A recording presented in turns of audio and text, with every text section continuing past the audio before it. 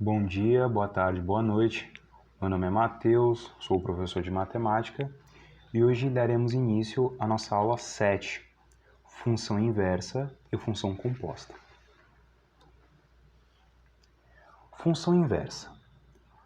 Observe a função f1 de A para B, representada pelo diagrama a seguir. Vamos lembrar alguns conceitos sobre função. Então, nós temos aqui o conjunto A, que no caso é o domínio da função f1, e o conjunto B, que é o contradomínio. Tudo bem? Nós temos elementos associados de A em B, que são 3. E esses 3 elementos aqui nos dão como o conjunto imagem. Eles são um conjunto imagem. Esses 3 elementos formam um conjunto imagem. Se nós pegássemos essa seta e invertêssemos a sua orientação, obteríamos uma seguinte relação. Então aqui, essa nova relação, isso a partir da função f1. Na função f1 nós tínhamos as orientações de A para B e nessa nova orientação nós temos de B para A. Então nós temos esse elemento aqui, por exemplo, associado com o elemento de A. Observe que isso não é uma função, porque nós temos 2 elementos aqui que não estão associados. Tudo bem? Então, com isso, obtemos uma relação R1 de B em A, e essa relação não é uma função, pois não relaciona todos os valores de B em A. Se a função f1 fosse sobrejetora, a relação R1 seria uma função. Então, vamos lembrar aqueles conceitos de injetora, sobrejetora e bijetora.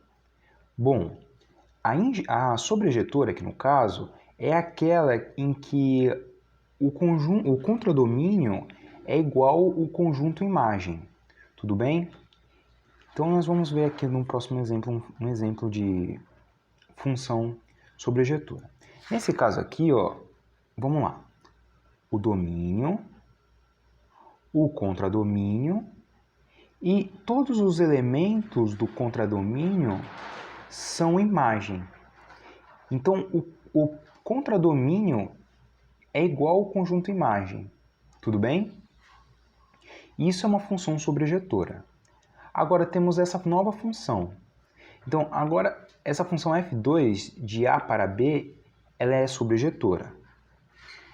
Se fizermos novamente aquele processo de inverter as orientações das setas, nós teremos uma relação que aqui chamamos de R2 de B para A, de acordo com o diagrama a seguir. Então, vamos ver o diagrama. Então, nós temos a seguinte, antes estava de A para B, agora nós estamos de B para A. Tá certo? Tudo bem. Essa orientação de B para A, ela acontece com todos os elementos de B. Porém, ela não é uma função também. Porque existe esse ponto que está associado a 2 elementos no conjunto A. Então, para um mesmo x pertencente a B, existe mais de um y pertencente a A, nesse caso aqui.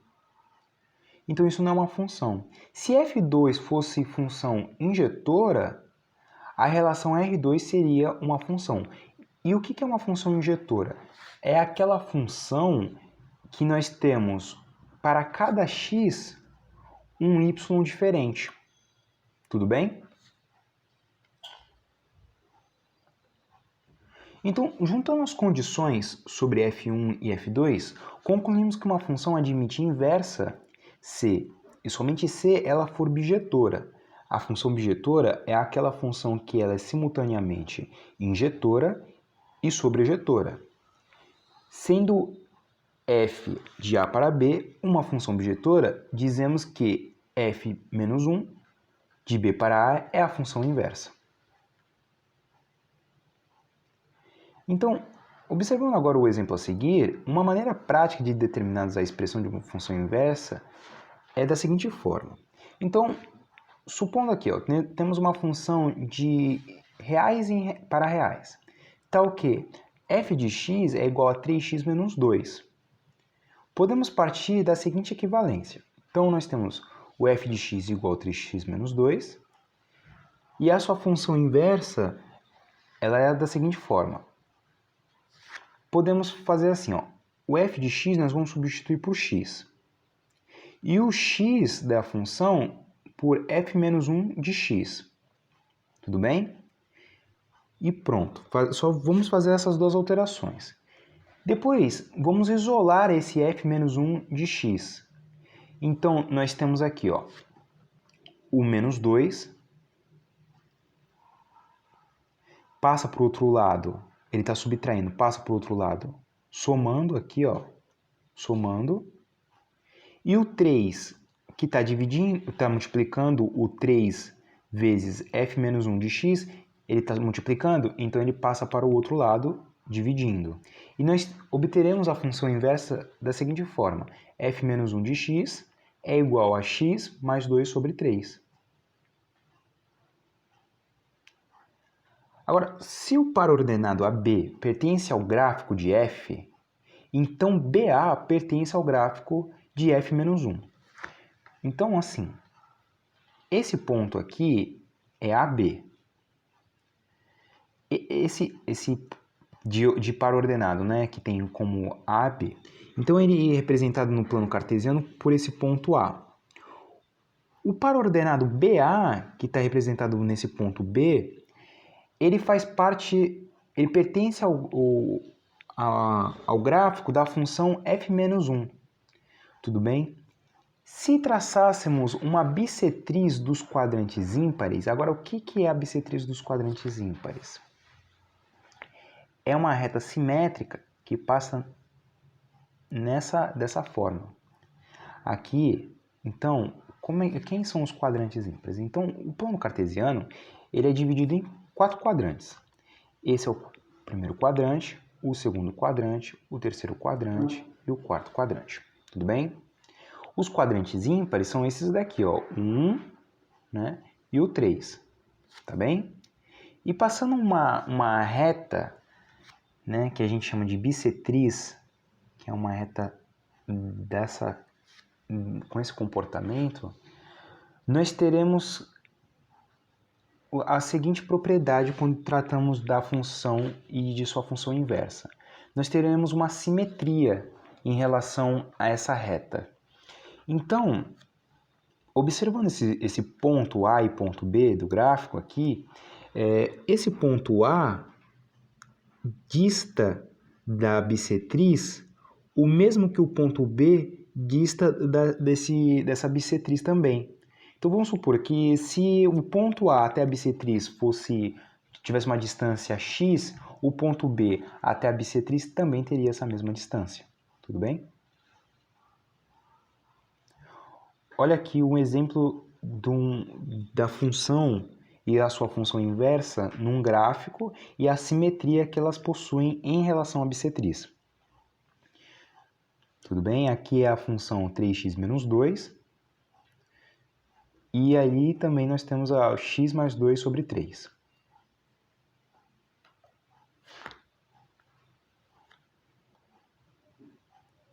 Agora a função composta.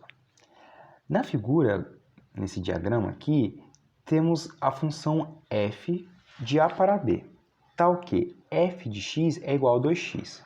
Então aqui, ó, de A para B, nós temos uma função, né, que ela é f de x igual a 2x. E nós temos também a função g de B em C, desse ponto aqui, desse conjunto aqui, até esse.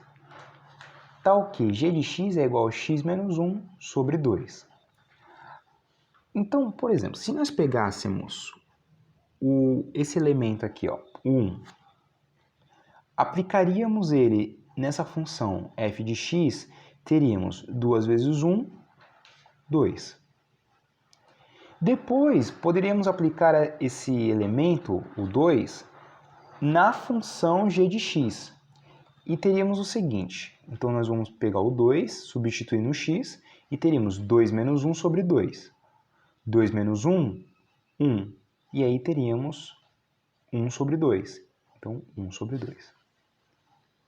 Poderíamos fazer o mesmo com 3.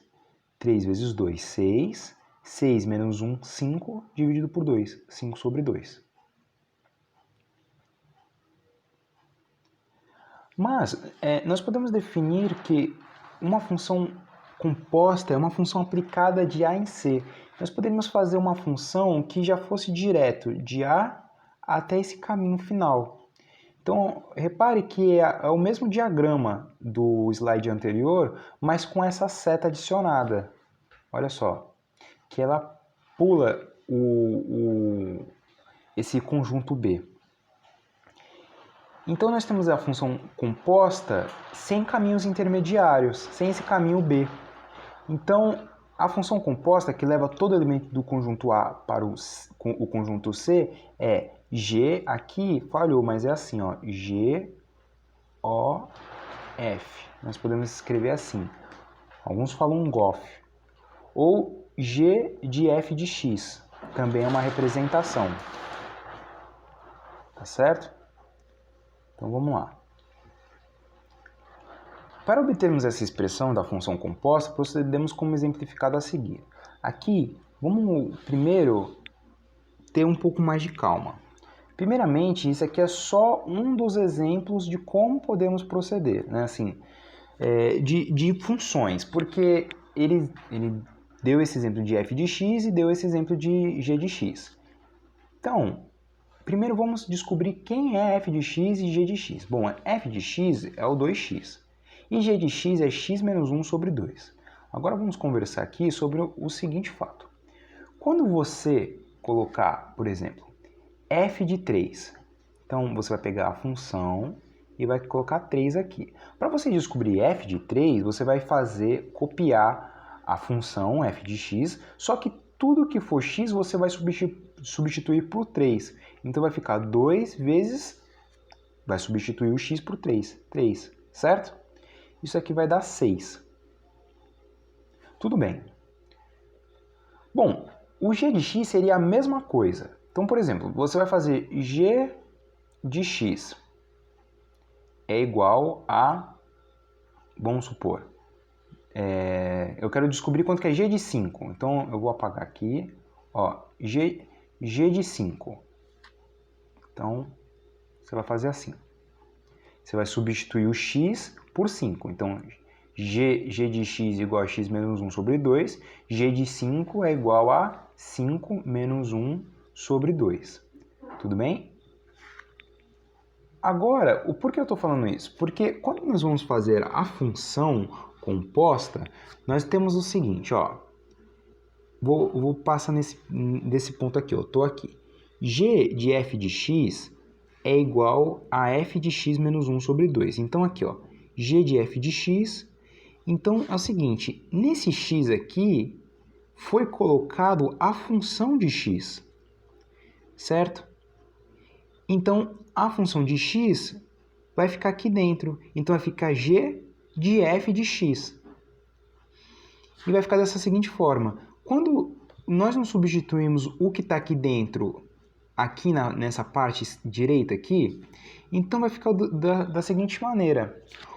O f de x vai ficar no lugar do x. Então, olha o que acontece. G de f de x vai ficar igual a f de x menos 1 sobre 2. Só que quanto que vale f de x? O f de x, como a gente está vendo aqui, ele vale 2x. Então, vai ficar g de f de x igual a 2x menos 1 sobre 2. E aí, dando sequência à conta, obteremos x menos 1 sobre 2, que é a função composta. Agora nós precisamos ter algumas atenções. Então, algumas conclusões sobre a composição de funções merecem destaque. A primeira é que, ainda que haja casos em que f de g de x e g de f de x sejam iguais, não podemos supor essa igualdade. Por isso, atente para não calcular f de g de x em vez de g de f de x e vice-versa. Pode ser que ocorra essa igualdade, mas não é regra. Então, tenha atenção quanto a isso. Então, compondo, agora segundo item aqui compondo uma função f com sua inversa, obtemos a função identidade. Aqui no slide não está aparecendo, mas o seguinte é assim, ó. Aqui, imagina que tivesse aquela bolinha assim, ó, pronto, fica mais fácil. Então, f de f-1 de x é igual a f-1 de f de x é igual a x. Nós vamos obter uma função x, tudo bem? Essa função, assim, ó, por exemplo, uma função f de x igual a x é uma função identidade. Eu vou mostrar no próximo slide como é que é essa função. E a próxima atenção que nós devemos ter é que alguns vestibulares usam a notação assim, ó, FOG. E em vez de FO, esse tracinho assim, FOG, tudo bem? Então, ou você usa FOG, ou você usa uma bolinha que fica assim. Bom, agora eu vou mostrar para vocês como é que é a função identidade. Ela tem essa seguinte característica, tá vendo? Bom, e agora vamos fazer alguns exercícios, 2 exercícios que eu separei aqui, que tem na apostila de vocês, que é para ver como é que basicamente isso aparece como questão. E já coloquei até a resposta aqui, mas não tem problema. Ó, nas alternativas a seguir, há 2 pares de funções inversas entre si. Assinale aquela que não, meu amigo, você grifa isso aqui, ó. Ele não quer, que não pertence a nenhum desses pares. Então, é assim, nessas funções aí, nós vamos encontrar entre as alternativas, são 5 alternativas. Então, nós vamos ter a função e a sua função inversa. Uma delas vai ficar de fora. Ainda que possua função inversa, não vai estar entre as alternativas. Então, olha só, vamos aqui para o item, o item A, né? Então, nós temos aqui, ó, y igual 2x menos 1, tudo bem? Como é que nós vamos fazer isso? Nós vamos pegar o x e substituir por y, aqui, ó, nesse caso aqui, e o y vamos substituir por x, e vamos isolar o y. Então, aqui nesse caso está menos 1. O menos 1, ele passa a ser mais 1, que no caso passa para o outro lado, né? Nesse caso aqui ele manteve. Mas o x, ele passa como... ele passa para o outro lado assim, ó. Eu vou fazer desse lado para ficar mais fácil o entendimento. Então, 2y menos 1. Então, aqui fica assim, ó. X, aqui, tá menos 1, fica mais 1, igual a 2y, certo? E aqui não tem problema, se você falar assim, 2y é igual a x mais 1, ou x mais 1 é igual a 2y. Então, aqui, nós vamos seguir para esse ponto aqui.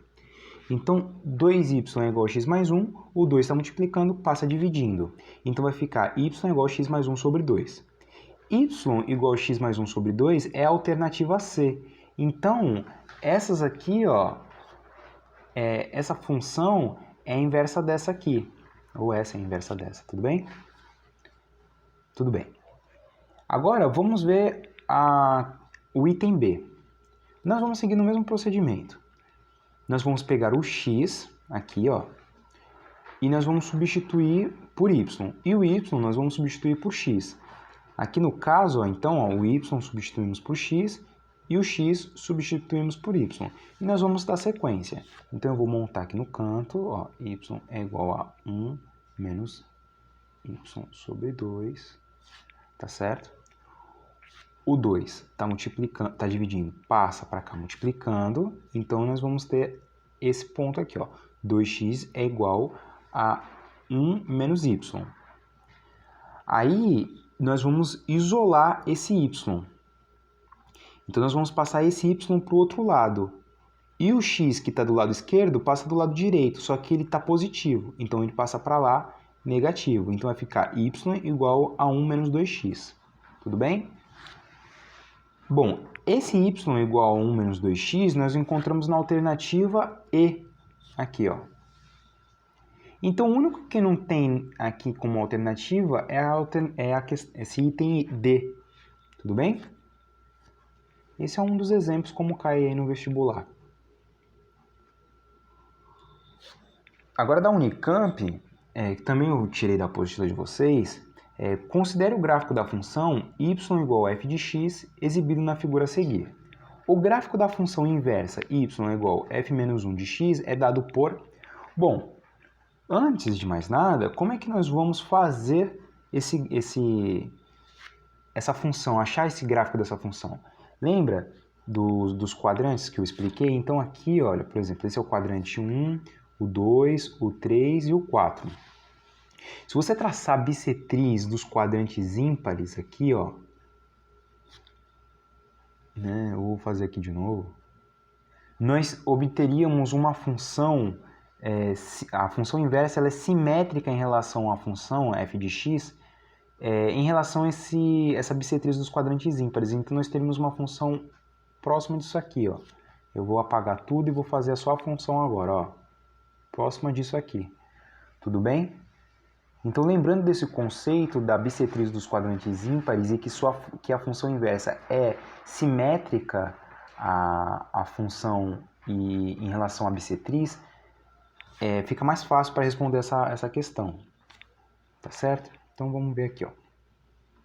Então, o gráfico de f menos 1 de x é simétrico ao gráfico de f de x. Ó, tá vendo? Em relação à bissetriz dos quadrantes ímpares, como mostrado na figura a seguir, ó, o que está representado na alternativa C. Eu coloquei aqui as outras alternativas para vocês verem que, sabendo desse conceito, não tinha assim como ficar na dúvida, né? Porque a gente ia traçar aqui a bissetriz, né? Ó, você não vê que não tem simetria, aqui também não tem simetria, aqui é onde que nós encontramos a simetria, né? E aqui também, ó, não tem. Então a alternativa mesmo é a C, é o gráfico C, tudo bem?